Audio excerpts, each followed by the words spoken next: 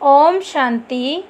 आज बाप दादा के 3 अक्टूबर 2020 के ईश्वरीय महावाक्य हैं। मीठे बच्चे, आत्मा रूपी बैटरी 84 मोटरों में जाने के कारण डल हो गई है। अब उसे याद की यात्रा से भरपूर करो। प्रश्न: बाबा किन बच्चों को बहुत बहुत भाग्यशाली समझते हैं?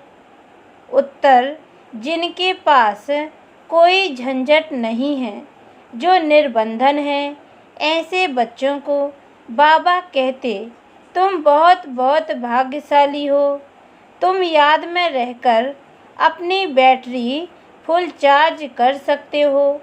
अगर योग नहीं, सिर्फ ज्ञान सुनाते तो तीर लग नहीं सकता। भल कोई कितना भी भपके से अपना अनुभव सुनाए, लेकिन खुद में धारणा नहीं तो दिल खाता रहेगा। ओम शांति। मीठे मीठे रूहानी बच्चों प्रति रूहानी बाप समझाते हैं। रूहानी बाप का नाम क्या है? शिव बाबा। वह है ही भगवान, बेहद का बाप। मनुष्य को कभी बेहद का बाप अथवा ईश्वर व भगवान नहीं कहा जा सकता। नाम भर बहुतों के शिव हैं, परंतु वह सब देहधारी हैं, इसलिए उनको भगवान नहीं कहा जा सकता। यह बाप बैठ बच्चों को समझाते हैं। मैंने जिसमें प्रवेश किया है, उनका यह बहुत जन्मों के अंत का जन्म है। तुम बच्चों से कई पूछते हैं, तुम इनको भगवान क्यों कहते हो? बाप पहले से ही समझाते हैं। कोई भी स्थूल व सूक्ष्म देहधारी को भगवान नहीं कह सकते। सूक्ष्म देहधारी सूक्ष्म वतनवासी ही ठहरे, उन्हों को देवता कहा जाता है। ऊंचते ऊंच है ही भगवान परम पिता, ऊंचते ऊंच नाम है, ऊंच उनका गांव। बाप सभी आत्माओं सहित वहाँ निवास करते हैं। बैठक भी ऊंच है।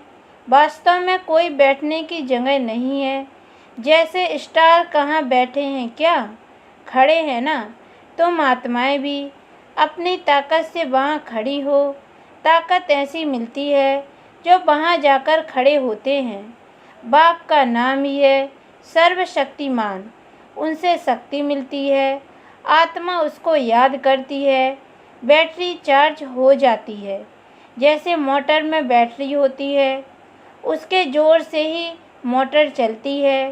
बैटरी में करंट भरी हुई होती है, फिर चलते चलते वह खाली हो जाती है। फिर बैटरी मेन पावर से चार्ज कर मोटर में डालते हैं। वह होती हैं हद की बातें। यह है बेहद की बात। तुम्हारी बैटरी तो 5000 वर्ष चलती है, चलते चलते फिर ढीली हो जाती है। मालूम पड़ता है एकदम ख़त्म नहीं होती है, कुछ ना कुछ रहती है। जैसे टॉर्च में डिम हो जाती है ना। आत्मा तो है ही इस शरीर की बैटरी, यह भी डल हो जाती है। बैटरी इस शरीर से निकलती भी है, फिर दूसरी तीसरी मोटर में जाकर पड़ती है। 84 मोटरों में उनको डाला जाता है। तो अब बाप कहते हैं, तुम कितने डलहेड पत्थर बुद्धि बन गए हो। अब फिर अपनी बैटरी को भरो।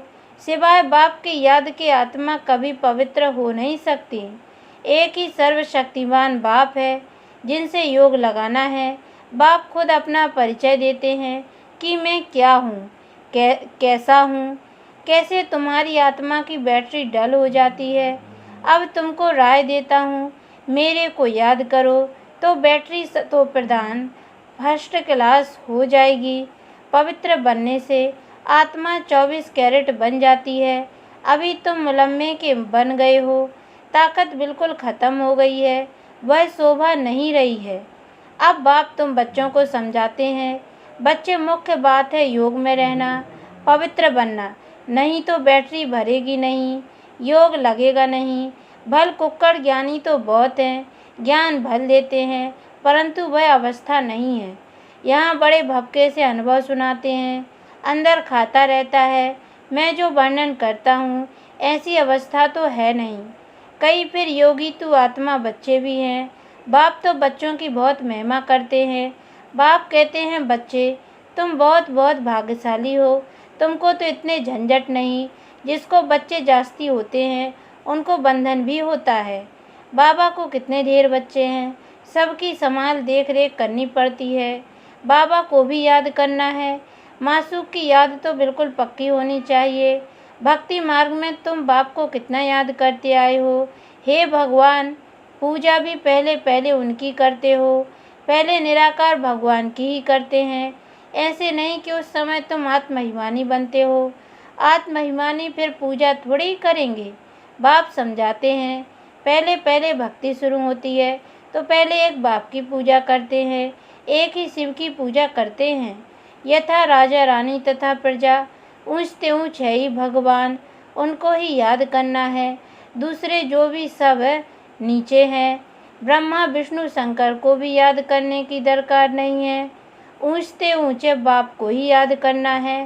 परंतु ड्रामा का पार्ट ऐसा है जो तुम नीचे उतरने के लिए बांधे हुए हो। बाप समझाते हैं तुम कैसे नीचे उतरते हो।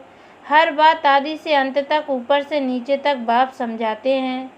भक्ति भी पहले सतो प्रधान फिर सतो रजो तमो होती है। अभी तुम फिर सतो प्रधान बन रहे हो। इसमें ही मेहनत है। पवित्र बनना है, अपने को देखना है। माया कहाँ धोखा तो नहीं देती है, मेरी करना लाई तो नहीं बनती है, कोई पाप का ख्याल तो नहीं आता है। गायन है, प्रजापिता ब्रह्मा तो उनकी संतान ब्राह्मण ब्राह्मणियाँ बहन भाई ठहरे ना। यहाँ के ब्राह्मण लोग भी अपने को ब्रह्मा की औलाद कहलाते हैं। तुम भी ब्राह्मण भाई बहन हुए ना। फिर विकारी दृष्टि क्यों रखते हो। ब्राह्मणों को तुम अच्छी रीति दृष्टि दे सकते हो। अभी तुम बच्चे ही जानते हो। ब्रह्मा की संतान ब्राह्मण ब्राह्मणी बनकर फिर देवता बनते हैं। कहते भी हैं बाप आकर ब्राह्मण देवी देवता धर्म की स्थापना करते हैं। यह समझ की बात है ना। हम ब्रह्मा की संतान भाई बहन हो गए तो कुदृष्टि कभी नहीं जानी चाहिए, उनको रोकना है। यह भी हमारी मीठी बहन है, वह लव रहना चाहिए। जैसे ब्लड कनेक्शन में लव रहता है, वह बदलकर रूहानी बन जाए। इसमें बहुत बहुत मेहनत है भी सहज याद। अपने को आत्मा समझ बाप को याद करना है। विकार की दृष्टि नहीं रख सकते। बाबा ने समझाया है, ये आँखें बहुत धोखा देने वाली हैं, उनको बदलना है। हम आत्मा हैं, अभी तो हम शिव बाबा के बच्चे हैं, एडॉप्ट किए हुए भाई बहन हैं। हम अपने को बीके कहलाते हैं। चलन में फ़र्क तो रहता है ना। टीचर्स का काम है क्लास में सबसे पूछना, तुम समझते हो हमारी भाई बहन की दृष्टि रहती है या कुछ चंचलता चलती है। सच्चे बाप के आगे सच ना बताया, झूठ बोला तो बहुत दंड पड़ जाएगा। कोर्ट में कसम उठाते हैं ना। सच्चे ईश्वर बाप के आगे सच कहेंगे। सच्चे बाप का बच्चा भी सच्चा होगा। बाप ट्रुथ है ना, वह सत्य बतलाते हैं, बाकी सब हैं गपोड़े। श्री श्री 108 अपने को कहलाते हैं। वास्तव में यह तो माला है ना जो सिमरते हैं। यह भी जानते नहीं कि हम क्यों सिमरते हैं। बौद्धियों की भी माला है, क्रिश्चियन की भी माला होती है। हर एक अपने ढंग से माला फेरते हैं। तुम बच्चों को अब ज्ञान मिला हुआ है। बोलो 108 की जो माला है उसमें ऊपर में फूल तो है निराकार, उनको ही सब याद करते हैं। उनकी याद से ही हम स्वर्ग की पटरानी अर्थात महारानी बनते हैं। नर से नारायण, नारी से लक्ष्मी बनना, यह है सूर्यवंशी मखमल की पटरानी बनना। फिर खादी की हो जाती है। तो ऐसी ऐसी पॉइंट्स बुद्धि में रख फिर समझाना चाहिए। फिर तुम्हारा नाम बहुत बाला हो जाएगा। बात करने में शेरनी बनो। तुम शिव शक्ति सेना हो ना, अनेक प्रकार की सेनाएं हैं ना। वहाँ भी तुम जाकर देखो क्या सिखलाते हैं। लाखों मनुष्य जाते हैं। बाबा ने समझाया है क्रिमिनल लाइफ बहुत धोखा देने वाली है। अपनी अवस्था का वर्णन करना चाहिए, अनुभव सुनाना चाहिए। हम घर में कैसे रहते हैं, अवस्था पर क्या असर पड़ता है। डायरी रखो, कितना समय इस अवस्था में रहता हूँ। बाप समझाते हैं रुस्तम से माया भी रुस्तम होकर लड़ती है। युद्ध का मैदान है ना, माया बड़ी बलवान है।